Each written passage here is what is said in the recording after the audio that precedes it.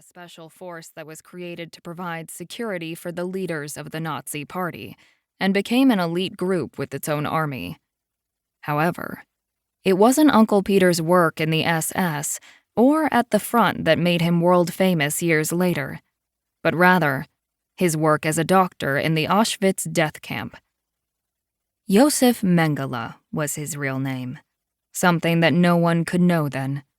That wasn't something to talk about in front of other people, especially the children, who had no idea about Uncle Peter's dark past. What mattered at that moment was getting to the sea. The beach was about 1,000 feet from the house that the Bossert family rented every summer from another Austrian, Erika Vicek, who called herself a staunch anti-Nazi. She didn't have the slightest idea of who the special guest that her tenants used to host really was. At the end of the 1970s, Bertioga was isolated from the rest of the world, and getting there required patience. Access was via the island of Santo Amaro in Guarujá. From there, you could take a ferry across the channel. Travelers couldn't be in a hurry, as the short journey could take hours, depending on the ferry schedule. This didn't discourage many Europeans who lived in Brazil and enjoyed the coast when on vacation.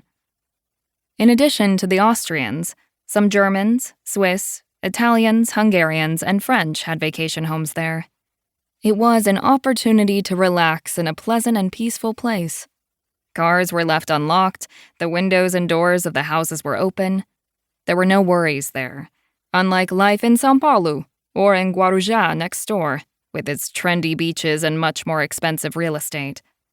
Many vacationers liked to take advantage of the quiet to spend hours fishing for mullet, of which there were plenty in Bertioga, as Hans Staden had described more than 400 years earlier. The German explorer was the first person to publish a book about the beauties and dangers of that region, full of indigenous people in the 16th century. Staden certainly spoke from experience, for he had been captured by the Tupinambás, who were cannibals, and narrowly avoided ending up in the cauldron.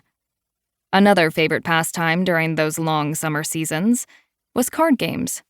At least once a week, a group of Europeans of different nationalities got together to play, and even back then, rumors circulated that Nazis were hiding in the area. Bertioga's main beach, Enseada, wasn't exactly the Côte d'Azur. The color of the sea was almost brown, an effect caused by the decomposition of the rich Atlantic forest vegetation that covers the entire area.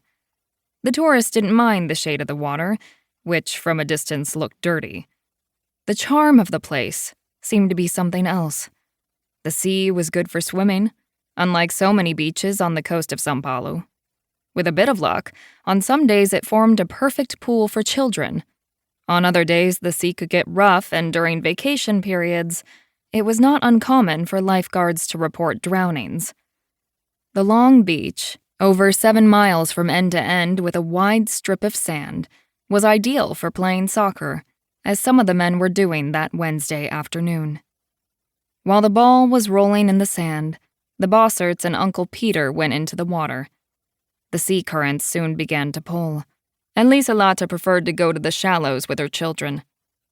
Uncle Peter swam very well, but that day, Andreas saw him raising his arm, asking for help. He seemed to be drowning. Lieselate thought her friend had suffered a stroke, and Wolfram rushed to his aid. When he grabbed him, the old man was already gasping for breath. Andreas ran down the beach to get a styrofoam float to throw to his uncle. Other people also tried to help. 2 lifeguards, who were at the only post on the beach over a quarter-mile away, saw the movement and came running. Wolfram had already managed to pull Uncle Peter into waist-deep water, but he was still struggling to get out of the sea. The rescuers had to drag them both out.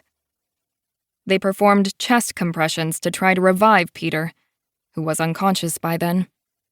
But it was too late. He was already dead. Someone called for an ambulance. From there, they announced the obvious. There was nothing more to be done. Despair fell upon Lieselate. She hugged the body and didn't want to let go. Her husband was feeling unwell because he himself had almost drowned trying to save his friend.